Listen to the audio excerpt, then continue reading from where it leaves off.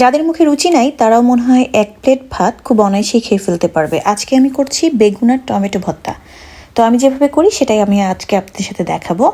তো প্রথমে আমি বেগুনটাকে ভালো করে ধুয়ে নিয়েছি, তারপর একটু বেগুনটাকে লম্বা লম্বা করে কেটে নিয়েছি, তার মধ্যে দিয়ে দিলাম রসুন।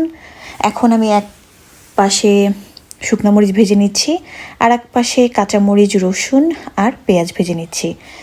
আমার টমেটো এবং বেগুন পোড়ানো শেষ, আমি এগুলোকে ম্যাশ করে নিচ্ছি। তার মধ্যে দিয়ে দিলাম একটু লবণ, সেই পেঁয়াজ ভাজা, রসুন আর কাঁচামরিচ ভাজা। এখন এগুলোকে মিক্সড করে নিলাম।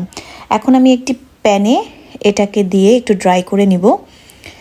তো ড্রাই করা শেষ, এখন আমি একটু দিয়ে দিলাম ধনিয়া পাতা, একটু লবণ, শুকনো মরিচ আর দিয়ে দেব সরিষার তেল। এখন এগুলোকে ভালো করে ম্যাশ করে আমি ওই মিশ্রণের মধ্যে মাখিয়ে নিব। তো ব্যাস হয়ে গেল আমার খুবই মজাদার টমেটো এবং বেগুনের